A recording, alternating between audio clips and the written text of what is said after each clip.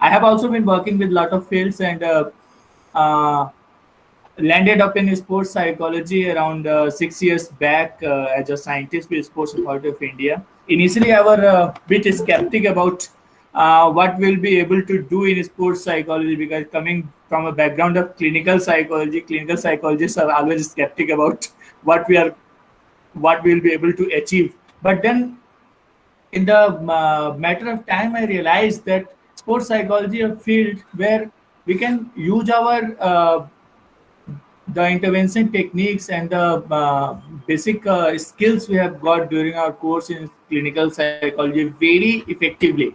And clinical psychology is a performance oriented field, so it gives us a vast opportunity. It gives us a vast opportunity to interact with and to work with various level of players. We work from junior level of players to the senior most level of players, to the regional tournaments and to the Olympics. And then when your techniques, when your intervention works, when your intervention, you will start working with the player, and the player goes on from regional level to an international level. So that gives you a kind of satisfaction that only can be achieved in the field of sports psychology. It's a miraculous field. It's a miraculous field. You can reach to the hem of your career within no time if you have got the uh, uh, skills required for it. And then the skills required is very flexible. Means ki if you want to work in the field of sports psychology, you have to be very creative. You have to be very creative. You will be using the maybe the same techniques are being used through the same techniques are being used whatever you have learned in the field of clinical psychology, even in the field of when you are doing your graduation and post graduation, the kind of things you learn, the same things are applied. But the the difference is we have to individualize it to the needs of the players. So that's what we are trying to do. And I will give you an overview of what we are doing in sports psychology, and where all sports psychologists are needed, because sometimes looking at the scenario in India, you might be psychology will be as a career. But I assure you, if you learn the skills, if you learn the skills, if you know what you are going to do, and you prepare for what you are going to do, you will obviously be able to impress everybody. You will be able to impress the whole system, and you will be able to reach the top of your career. So uh, it requires effort, but if you put on the effort, then there is no stopping. So I'll start the presentation. Okay, so the topic is sports psychology for sports excellence. Means what I'm going to talk about is from here only you can get the point of view. I'm not going to talk about only the problems with sports psychology. I'm going to talk about it both ways. Like it will be the maybe a little part of it will be the problems with the sports persons, and another part is how we are going to improve the performance. So it is both ways. It's being a sports psychologist means you have to work both ways. You have to work on the athletes problems issues, okay, and then you have to work on, initially you start with removing the issues and taking them towards better performance. So that's why the topic is sports psychology for sports excellence. Then comes what is sports psychology. So we'll start with the sports psychology, how we define in simple terms only. I'm not going to be very theoretical about this presentation. It's I'm trying to give you an overview of what sports psychology is. So it is the study of psychological and mental factors that influence and are physical activity.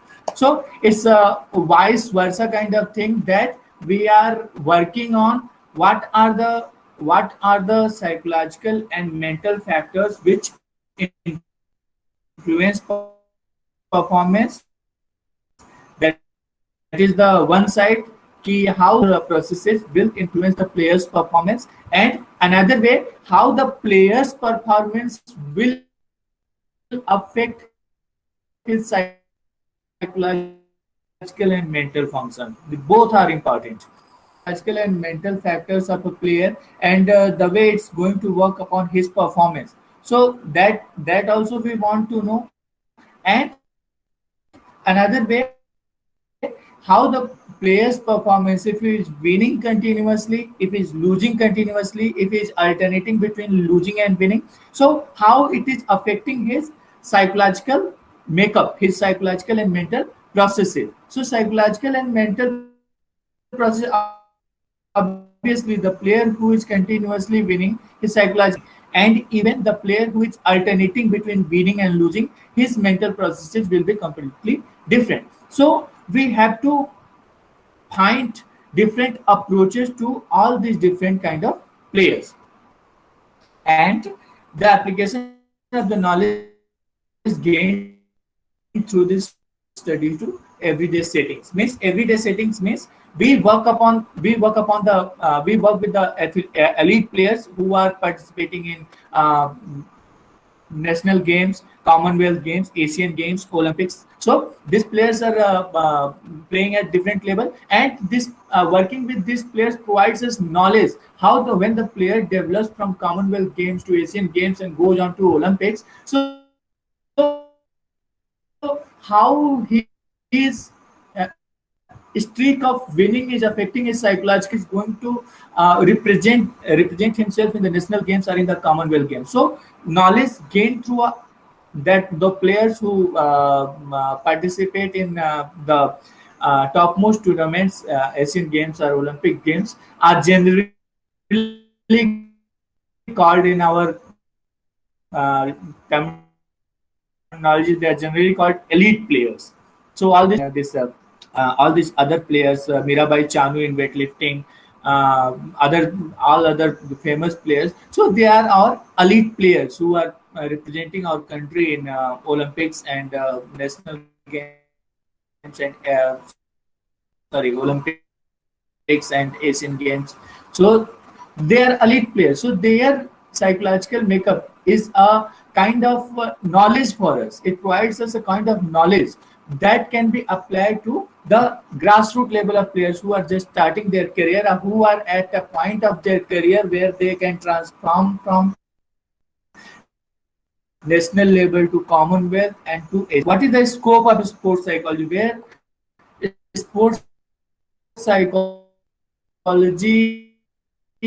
as a subject is athletes. Here the topic is athletes, sports problem of psychological nature faced by athletes. So the first one is emotional reconditioning. Means when the player wins, his emotional status is different. When the player loses, his emotional condition is different. When the player is alternating between reconditioning, we have to recondition him. We have to bring him back to the mental status of again going to another competition. That is called okay. So emotional reconditioning we are talking about. Then motivational techniques for learning new skills. Like sometimes learning new skills also trying to learn something new also becomes a issue. So we have to find out some motivation from clinical psychology. We are very initially when I entered the field, I was very skeptic about what motivation means. What we always being clinical psychologist, we always think that motivation comes from inside.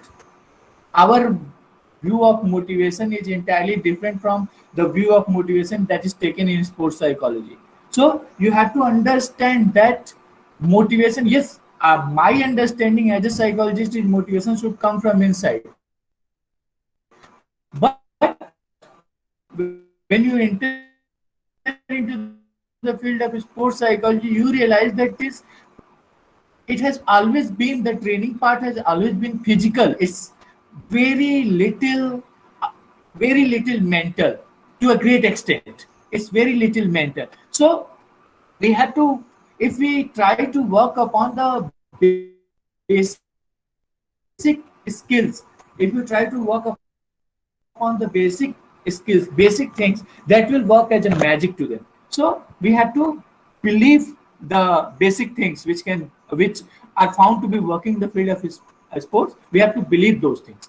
Then psychological preparation for a context and the hazards involved with it. So context, whenever a competition is there, there are a lot of psychological preparation which needs to be done before the competition. So that psychological preparation part has to be taken care of by the sports psychologist.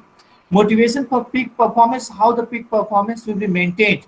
Like somebody has won already won a medal at Olympics, and we want him already won an Olympic medal. He is having the capability to bring glory to the country repeatedly. So I have to keep the player motivated for performing in the next couple of Olympics. So that peak performance has to be obtained from the player, and now I have to find out what will motivate the player, what is going to motivate the player. Sometimes, because when you perform at Olympic level, when you get a medal at awards and posts and everything, so why to do it when everything is with me, when I've got everything? Why should I go and repeatedly work that much to perform at a higher level? So the psychologist has to find out. Sometimes the motivation may be of a spiritual kind. Like there have been stories of some Olympians in another country who were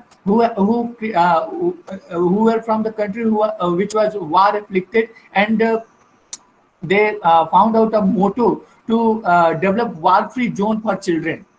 They found out a motto like if they participate in Olympics and get a lot of money, so they will create war-free zones for their children education. And the player kept on winning multiple medals. So that kind of motivation has to be find out. Then teaching and coaching methods. You all know teaching learning methods are there.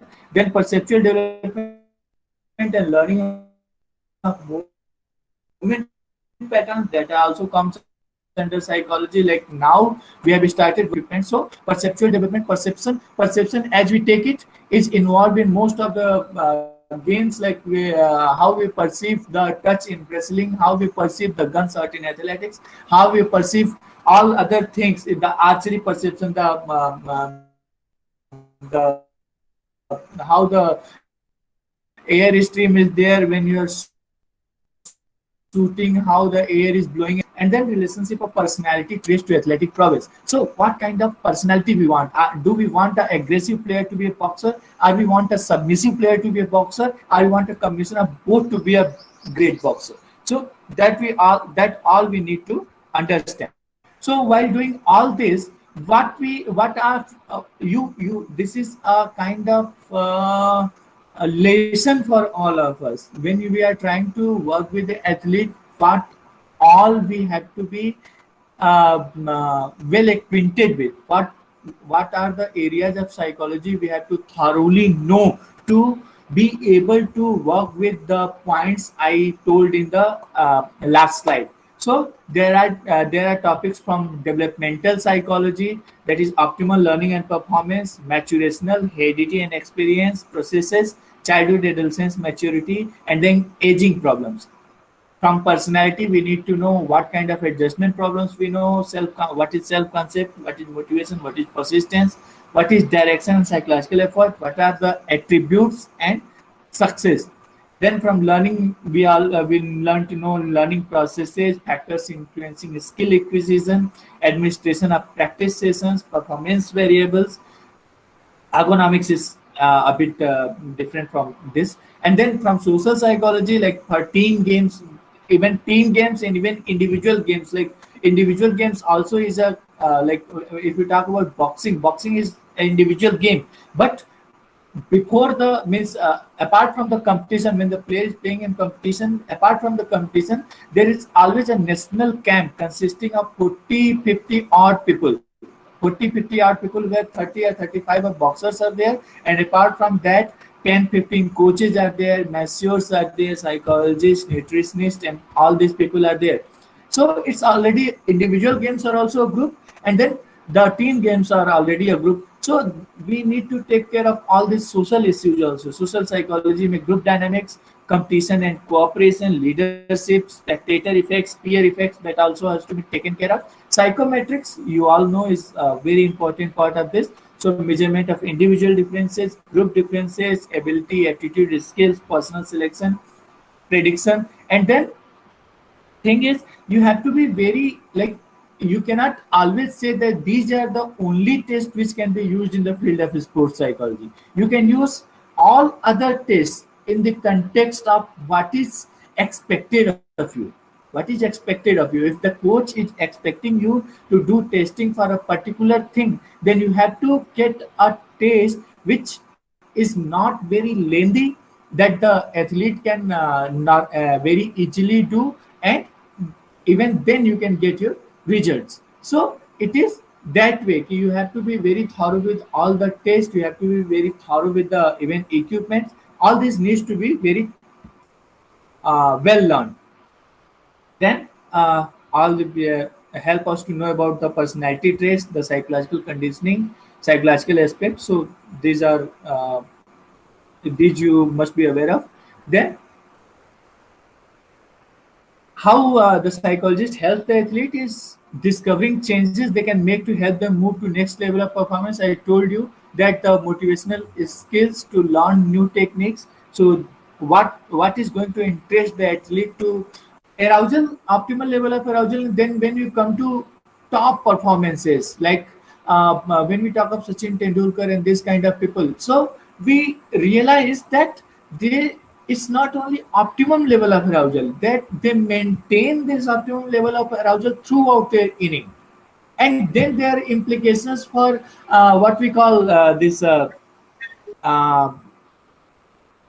sledging kind of thing. So sledging is the players are not having any kind of animosity with each other. It is basically a technique used to deflect the level of arousal of the player, so that when the player of when the if they can simply deflect the player's arousal level, they can get their wickets, they can destroy their performance.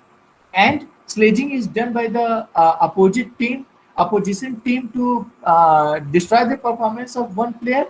And if the player realizes that this whatever is getting said is not because of some personal animosity, but it is simply to deteriorate my performance, he can maintain himself, and he can continue his great performance. So these kind of applications are also there. Then how we interact. So how we interact is teaching research in sports sciences, working with athletes on performance enhancement. Research is also a very major part of sports psychology. We are continuously developing, and there are so many opportunities for budding psychologists, because this field, sports psychology, has not yet been fully utilized. It has not yet been fully utilized. People means is just a means moderate kind of development, and that to all over world. Means even at the world level it is not very developed. So if you can come up with some interesting ideas, if you can come up with some innovative ideas, you can become a very means a famous person in the field of sports psychology. So in teaching research psychology, working with athletes, providing clinical and counseling services. Clinical and counseling services, yes, athletes come with a lot of interpersonal issues, athletes come with a lot of team issues, athletes come with a lot of personal issues. So there you have to wear the hat of a clinical psychologist and try to handle that situation that way. But mostly it's not that severe that we can call it clinical. It's mostly a mild kind of thing which need to be dealt accordingly. Okay. Then health promotion, working with athletes, but not necessarily. So sometimes the sports psychologist is involved in other activities also. So and then coaching of youth. Another part is how you are one there are levels of working with athletes. One is you are working with budding athletes, then you are working with moderate level of athletes, and then you are working with elite athletes. So you have to be uh, fluent with working with all this, and then you have to have different level of different set of skills. You have to possess different set of skills to be dealing, and you have to have a different kind of personality also. When you are working with an elite athlete, when you are talking to Neeraj Chopra, your personality is completely different, and when you are talking to somebody else, your personality is completely different. So that way also you have to imbibe, psychology actually there. Then what we do as a sports psychologist, so there are three roles. I am into research, how we how our how the knowledge I have got through working with athletes can be utilized to help the budding athletes, that is research. Then we are teaching, so there are coaching programs. We have coaching programs with us. We have medicine program with us. Diploma in sports medicine is also there, so we are teaching sports doctors also. We are teaching coaches also. Then we are teaching certain other courses also. All the means even the armed forces, the police, the CRPF, everybody they are having all this is sports related skills teaching kind of thing. So we deal with all that. And then consulting in two ways. Consulting is one is of mild kind of clinical things, and then another is consulting with high sports performance issues. Okay, so the main the one word which can define sports psychology, the work of sports psychology, the work of sports psychology with athletes is mental training. Mental training. This mental training is training with the training the mind of the athlete. Mental training, training the mind of the athlete. So it is an umbrella term which consists of lot of different uh, parts, which you will come to know later on.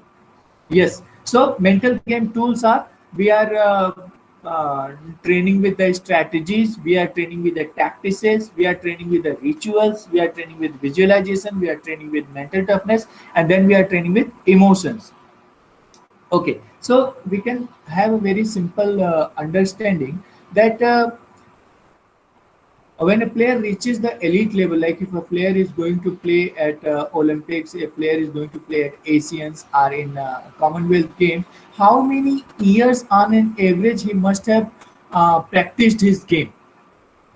It must be around 10 odd years, 10 odd years before a player reaches all these famous games. So that also has to be kept in mind uh, when you project yourself to be a sports psychologist. You must understand that you are going to deal with a person who has this many years of experience in sports, and then you should be applying all your knowledge in such a subtle way that it gonna help the person in some way or the other. So 10 odd years of experience. Now this 10 odd years of practice, what the players usually do?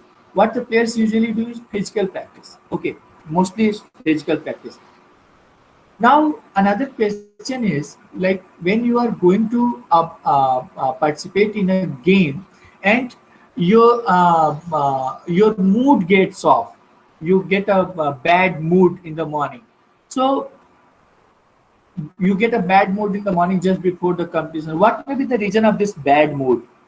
Reason of bad mood may be not good quality food, not good accommodation. Like this happens with our players who go to foreign countries to participate in the tournaments. And actually, when you are accustomed of having Indian food, you are accustomed of staying in Indian accommodations, you are accustomed of traveling in Indian style. So when you reach another country and you don't get lot of time there, it's just a matter of couple of days. When you land up there, you get some days, and then you have to perform. So any of these, the food, the accommodation, the uh, traveling, anything, the electricity, anything can create a problem. Anything can create a problem. You are trying to get certain things, and you are not able, you don't know where the market is, you don't know the people who can fetch the things for you. So anything can create a bad mood. Now how our bad mood affects us?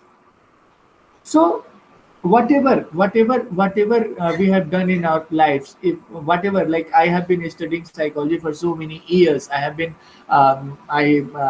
studying psychology for so many years, we can simply speak about psychology at a length. But if I am in a bad mood, I won't be able to speak at all, at all. Okay, because it relates to my emotions relate to my cognition. My emotion relate to my cognition. Like, the way I think is affected by the way I feel. So with the time when I should be very creative and innovative, I should be thinking about all my knowledge and trying to present the thing in front of you so that you can be amazed with what this field can do. And I am in a bad mood and I cannot correlate with anything, and you feel like, oh, it's it's such a trouble. The same happens with the player when he should be using his 10 or 15 odd years of experience to devise strategies which can fetch him a medal there. Because of a simple bad mood, he is not able to do anything. So a simple bad mood, it's nothing, not an emotional kind of, he's not having any anxiety, any pressure, any other big things, depression or whatever we talk about.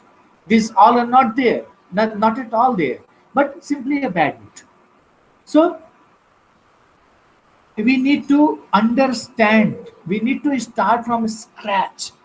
We need to start from a scratch. The thing which we don't mind are so important to the players, are so important to the players. So we need to, that's empathy. You must be able to correlate it. What we call, simply call in psychology term, in terms of psychology, is empathy, putting yourself into others' shoes. So you have to be able to project yourself in. You have to be able to put yourself in the place of the athlete, where he has come from. Most of the athletes come from villages, the very very rural kind of settings where nothing is available, and they they, uh, they don't have information about what all can be done. They don't have any information about what is this subject all about, what is this specialist all about, what he can work upon, what are the important things. So we have to make them aware how we can help them there. So you all are aware, strategy is a general plan of action. Tactics is activities designed to win to implement the strategy. Then rituals, what we are doing to have a important thing. And then visualization, imagery, mental toughness, finding the power within yourself to do whatever it takes to win, regardless of the condition. Means your the outcome of the game doesn't affect you. The outcome of the game doesn't affect you. What affects you is your own performance. Were you playing better than yesterday? Are you were not playing better than yesterday? So that is the aim. Are you playing better than yesterday? That is mental toughness. I am not concerned with I'm winning or losing. I'm concerned with how I am performing today. And if the performance is not that great, what is it that is affecting my performance? Okay. And then emotions, I talked about it. So uh, mental training, the functions are develop the concentration of a champion. When you say the concentration of a champion, means the this concentration is altogether different from the concentration we talked about it. Cognitive processes, this concentration is all about how you can gather all your energy, how you can get. It's not only about putting your mind in a fixed place, but it is about how you can gather all your energy to the point where you want to utilize it. This is the concentration I'm talking about in game. So you can gather all your energy to the point where you can use it for your ultimate benefit. You don't have any other uh, thought apart from your performance. That concentration we have to work upon. Rebound quickly from mistakes and losses. So mistakes and losses, we cannot afford to think about our mistakes and losses when we are in important game. So we have to develop a strategy to rebound. Then learning to stay calm and composed under pressure, master last minute negativity and self doubt. How the situation is very dynamic. The player has got a number of minutes in between, nothing else can be done. So he has to utilize those minutes to the fullest potential, and then mentally prepare for big matches. Whoever is coming in front of you, you have to be mentally prepared that if you want to get the medal, you have to do it. So mentally prepare for big matches. Then procedure. What is the procedure? What we do when we are going for mental training? What we do is, first of all, we go for psychological testing. The required test, we're trying to find out what are the required tests for this place.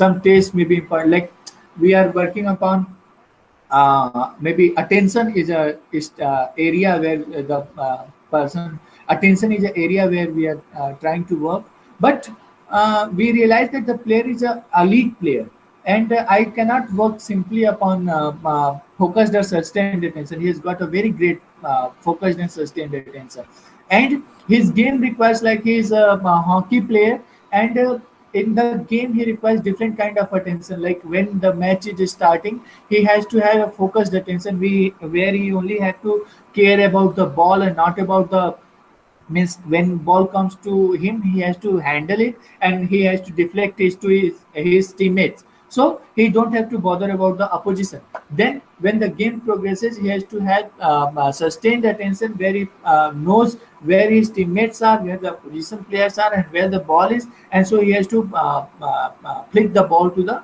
his teammate only according to the strategy. Now the game is progressing, so the game plan is there, he has to have a strategy. Then sustained attention, then comes simultaneous attention. Now divided attention. Divided attention, the team has got some goals, the other team has also got some goals, the game is getting critical. Now he has to focus upon the game strategy, the opposition, the team players, and many things have to be kept in mind one by one. So that is a point where divided attention has to be there. Then they come to penalty shootout, a penalty corner up situation. There, where he has to have simultaneous attention kind of situation, where he knows at a point of time where the opposition player is, where our teammates are, where the goalkeeper is, where what is the strategy and what is going to be implemented. So all this.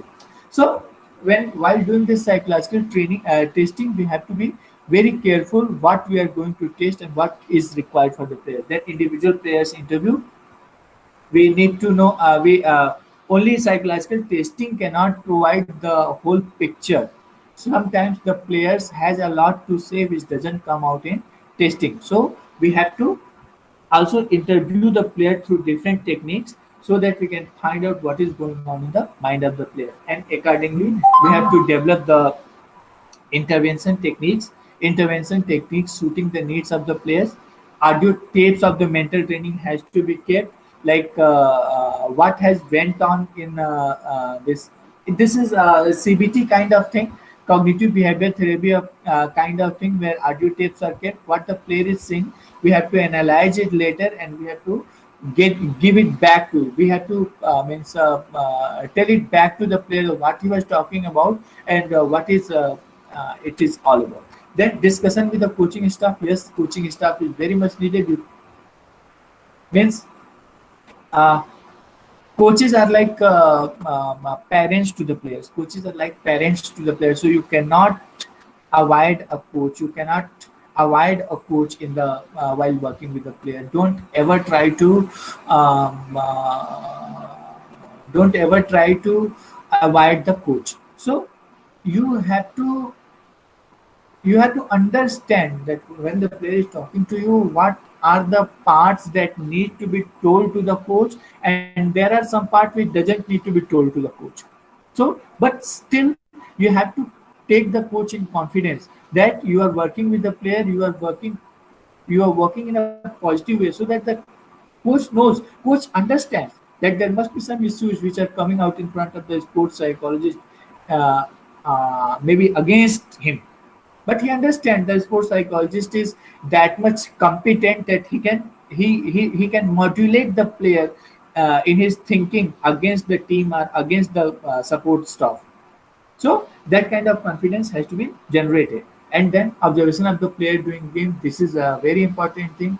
Whatever we are doing in the our laboratories, whatever we are doing in our rooms, are how competently it is, how effectively it is being generalized in the field of play. That also has to be seen. Then comes method. So what is method? Players are initially counseled and psychoeducated. Then they are assessed. Their profiling and individual counseling sessions are done. Short-term and long-term intervention techniques are discussed. Now I'll talk about the short-term and long-term intervention techniques. Short-term intervention technique is something when you are trying to work upon something that is going to be corrected, in a short span of time. When you have got a short span of time and the player is about to participate in some major game, then we can have short-term intervention techniques where we work upon short-term goals which can be achieved within a fixed period of time. And then long-term techniques are the techniques which are trying to work upon to develop the athlete into a champion, to develop the athlete into a world champion. So short-term technique is having a short-term goal, like Commonwealth Games, Asian Games, some kind of short-term goal is there. Even national games are there. Short-term goals are there, and we are trying to. It's short-term is on kind of emotionally reconditioning the player. Emotionally reconditioning the player. The player has come back from some game. The player has been in practice, and now we want to keep the player in same state of mind for being ready to perform in the coming game. So that is in short-term games. But when we talk about long-term games, it is long-term intervention. It is like preparing a player from Commonwealth Games to Olympic Games, preparing a national champion to become an Olympic champion. So that kind of personality, that kind of attitude, that kind of mental toughness has to be developed in the player, and it is a long-term thing which comes from everyday practice, and then accordingly intervention processes progress. Yes. So the short-term intervention technique. What are the chief complaints that are dealt with in short-term, and what are the intervention techniques that are used? So this is maybe warm-up dependency is there. Some players are dependent. Some players feel dependent. It is not actually dependent. Some players feel dependent that if the warm-up is not very good, they cannot be able to perform. But actually, what happens? The player knows how warm-up is done, and they have already done their warm-up nicely. So that dependency sort of thing has to be sorted out. Then lack of confidence is there. What are the strategies used? You can read it here. Positive self-talk strategies, self-realistic performance goals, pep-up talk, imagery. So this has to be tailored according to the need of the individual. This has to be individualized. You cannot go away by just telling stay confident. It is not like that. You have to find out what motivates the player, what peps up the player, what is the thing that peps up the player, what is there that means motivates him. So the self-talk strategies, the imagery, what imagery motivates him, that all has to be found out. Then negative thoughts for positive attitude building, thought changing techniques can be applied. Yeah, Jacobson progressive muscle relaxation technique is applied, autogenic relaxation techniques, and this means the way it is used in sports is altogether different. Atulji will be talking about a program. After this presentation, Atulji will be talking about a program on sports psychology, where we'll be talking about all the sports specific techniques, how this JPMR, autogenic training, thought changing techniques, and all are used in sports specific context, how we convert it into their sports version so that it works effectively for everybody. That will be talked about. Then how the aggression and frustration during bout is controlled, hustle log, arousal monitoring techniques are there. Arousal monitoring may be used biofeedback. We use different kind of biofeedbacks, and that is in a very innovative way. So that also has to be that also has to be uh, it is also there in that program what we are talking about, which will come later on after this session. Then poor concentration, attention control training, cue words, attention control training, and here and now mixed reaction timer techniques, digit 10 techniques are there. Now we have neuro tracker, you have sports vision training, we have Vienna test system sports, so all these are there. Psychosocial stress counseling, and these things is there. Long-term intervention techniques, what are the things you try to handle in long-term or mental toughness? For this, you can find out that these are the things which have to be developed over long term, and it takes a lot of time. So you have to be, it's not only being a psychologist, it's being a sports psychologist is not only about being psychologist, it's also about being a soft skill trainer. You have to be a psychologist, you have to be a soft skill trainer, and then you have to be a clinical psychologist. So all these things should be inbuilt in inbuilt in your skills. You should learn these skills to become a successful sports psychologist. Assertiveness training, mental toughness procedures, proactivity, hardiness, then communication skills, assertiveness training, transactional analysis, peer association, motivation. Motivation is a completely different kind of thing when we talk about sports. So you have to be very much innovative about what we do as a sports psychologist when we have to take care of motivation of the players. And then burnout is there. Burnout is an issue. So burnout also we have to focus on intervention training schedules. Training schedules mostly create burnout. So their training schedule has to be intervened. And if you are thorough about what kind of training schedules are formed, how it is formed, what kind of training is given, in what cycles it is given, what is periodization and everything, then only you can make an intervention on training schedules. Then rescheduling, reinforcement, promoting self-actualization, Maslow's self-actualization, then psychosocial stress, and then fatigue. Here a very important, a very interesting thing comes in. Mental fatigue management is there, flicker eye movement test is there, EMDRT, eye movement desensitization reprocessing. So EMDRT, if you read the literature on PTSD, uh, uh, PTSD, trauma care, PTSD. If you read the literature on PTSD, you'll notice that dealing with PTSD patients, the psychologist used EMDRT techniques. EMDRT consists of desensitizing the eye movements. Now, in sports, we realize that eye movement is a great source of fatigue for the players. So, why don't we use EMDRT for this fatigue management? So you have to be innovative. You have to be aware with what all is being used in psychology, what all is being used in technology, what all is being even in other subjects like high altitude training. For high altitude training, players are means some of the countries are located in high altitude. So when they are going to play in those countries, they have to perform at high altitude. And when you are at high altitude, you have problem with oxygen supply. So if the player is trying to play and he has a problem with oxygen supply, he cannot perform to his best. So we have to train them in high altitude. By high altitude training, we have hypoxic chambers. In the hypoxic chambers are installed in Sports Authority of India, some places. Now, how psychologists can use hypoxic chamber? So we have to give maximum benefit to the athlete. Now I'm working with an elite athlete. He comes to me for performance issues, and I am talking to him. I am giving him training on some equipments. But what I can do to give him maximum benefit, I can place. I can place our conversation in the hypoxic chamber itself. I can place my equipment in the hypoxic chamber itself, so that the apart from getting the psychological training, the player is also getting the hypoxic training. So it is a kind of win-win situation for the athlete. So we have to be thinking that way. And Then a psychological skill training program, how it generally happens when we talk about psychological training for an athlete. So it's a general plan. You will find it you will find it ending in 10 to 12 weeks. 10 to 12 weeks means only 3 months.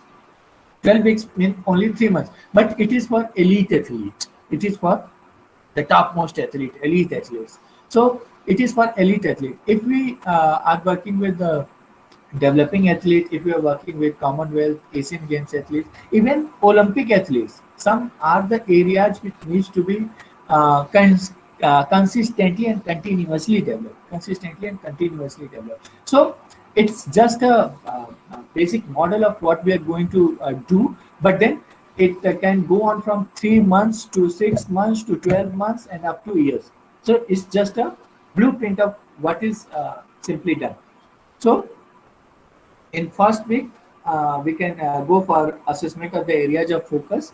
The strategies are using psychological tests, follow up with the baseline assessment, and create awareness for the need of psychological skill training program. In second and third session, yeah, second and third week, what we are going to do is intervention for the simple things: reaction time, attention, concentration. That intervention we can plan in a matter of 2 weeks. Some tests where cornerstone based span test and cognitive training, these things are used to manage this. And then in fourth and fifth week, we can intervene for competition anxiety, arousal monitoring, 2 weeks time. We can use relaxation procedure, biofeedback training, cognitive behavior therapy, anger management. These are just indicative. We use a lot more, many things which are not listed here. Even if it is listed, the biofeedback training you can see as a word here consists of uh, uh, hours. Means in a couple of days of a couple of months of exercise, biofeedback training. So, and then in 6 7 weeks we intervene for mental fatigue, motivation, insight training, motivation enhancement. These all are done. Then 8 to 9th week we go for intervention for mental toughness and communication skills. So assertiveness training, mental toughness procedures are done. In 10 to 10th week, when we are finishing this review of what has happened, and then rehearsal, debriefing, and generalization. So this is just indicative. This is just indicative. It's just putting the plan, putting the things into a plan. It depends upon the needs of the player. It depends upon the needs of the player. Some of the players require uh, really require 2 3 months, but some of the players require 2 3 years, and it varies in between from months to years. It varies in between, and believe me, the most of the players require a lot of training into psychological stick, and you need to work a lot with the players. So, future directions. What are the future directions? As initially I talked about eradicating deficiency. That the word I were talking about when we work as a clinical psychologist, working with mild clinical problems. Like the player has got some interpersonal conflict, the player has got some personal issues, player has got some team issues. So this is a kind of deficiency which we need to eradicate. Here we are working on negative issues. Then the another part is improving efficiency. That is the major part sports psychologist is going to play. How we improve the efficiency of the player. So how we improve the efficiency of player, that is the major part we are going to work upon. Then body mounted biofeedback devices. Biofeedback is worked in biofeedback is done in 2 ways. One is the player is kept in laboratory with all the devices, and he is not doing any active exercise there, and he is having a training and biofeedback. Another is while the player is performing his game, and then you try to take the try to take his biofeedback parameters. So body mounted devices have to be used, and these body biofeedback devices come in a variety of ways. So we have to be very much aware about that. Then virtual reality training. Virtual reality is being used like anything. All the major world famous games are using this virtual reality thing. When we talk about Chelsea, when we talk about Liverpool, when we talk about this NBA stars, when we talk about swimming, all this, they are using virtual reality like anything. So we have to be now we as a psychologist have to learn all this. You mind what I'm trying to say is we have to learn what virtual reality is, and it's not only knowing what virtual reality is and being able to apply it, but being able to even design some virtual reality scenarios is the thing that a psychologist has to be competent about. We have to be able to design virtual reality scenarios so that we can give the player what he wants. Every player will come with different kind of requirements, and we have to design the things as per his needs. And believe me, this effort will not go waste. This effort will not go waste. You will have one day, if you work as an efficient sports psychologist, one day you will have so many people all over world that you can means you generate so much respect from everybody that you won't ask anything else for. So this is worth the pain. Then EMDR techniques I talked about, eye movement desensitization reconditioning for fatigue management, and then interaction with other sports science. I just talked about the hypoxic chamber, and then from the biochemistry, from the chemistry, we can talk about certain hormones uh, which gets implicated in fatigue, which gets implicated in fatigue management, which gets implicated in aggression. So you have to be aware. You have to be dealing with that hormonal things also. You have to be dealing with biomechanics. I had many consultations where the players say that while we are performing, while we are in training, we are able to perform some body movements very nicely. Like when we talk about gymnastics, when we talk about Buso. So this is all about your body positions. But when they go to the competition, they are not aware how their body is moving, where their legs should be, where their head should be, where their hands should be, where their torso should be. So psychology here is interacting with biomechanics.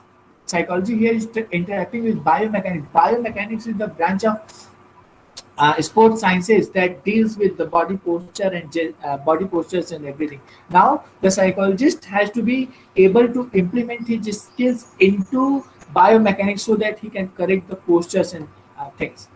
And when like means sometimes you may feel that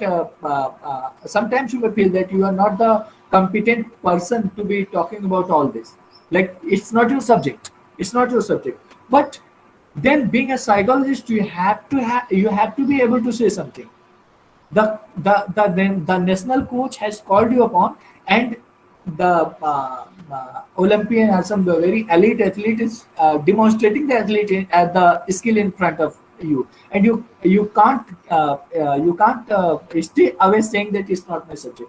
You have to be giving them some advice which interests them, which looks like to them of some benefits. So you can't stay away saying that it is not my area. So you have to be fluent with all this. And with this, I finish my presentation here. Hope it was